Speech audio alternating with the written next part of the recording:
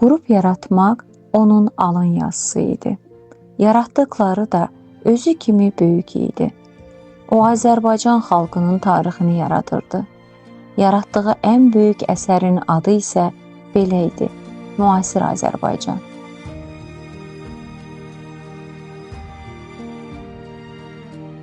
Hər bir insan üçün onun milli mənsubiyyəti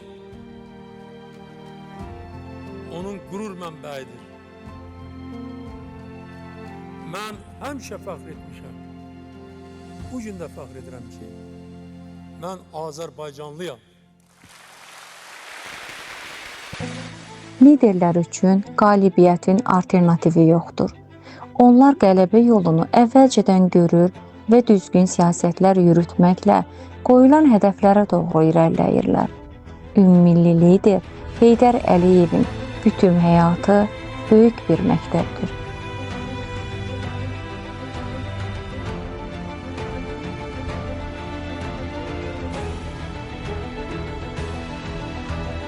Ulu Öndər bütün dünyanın qəbul etdiyi, sevgini qazandığı siyasətçi idi.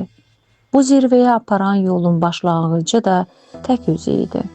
Böyük Azərbaycan sevgisi və xalqına həsr etdiyi əzmkar ömür bu yoldan keçirdi.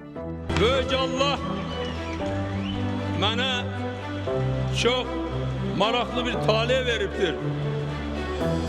Mənim həyatım həmişə Azərbaycan xalqına xidmət etməkdən ibarət olubdur.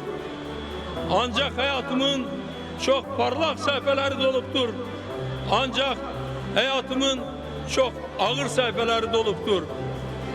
Və bəzən elə düşünürdüm ki, o ağır illərdə Azərbaycanda gördüyüm işlər sonra hamısı batıb gedəcəkdir.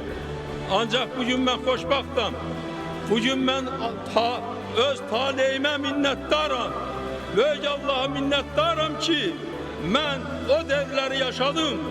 Gəldim, Azərbaycan xalqı ilə bir yerdəyəm və bugün Azərbaycan xalqı üçün bu qədər dəyərli töhfə veririk. Bəli, Ulu Öndər öz müdrik siyasəti, dönməz əqidəsi və tarixi uzaq görənliyi sayəsində müasir Azərbaycan dövlətinin qurulmasına və xalqının müstəqillik arzusunun reallaşmasına nail olub.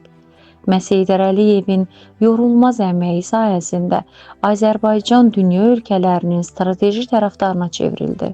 Ölkəmiz dünyanın dinamik inkişaf edən ölkələri sırasına daxil ola bildi. Azərbaycan xalqı öz ulu öndərini sevir və onun xatirəsini daim əziz tutur. Xalq öz dahilik zirvəsini heç zaman unutmayacaq.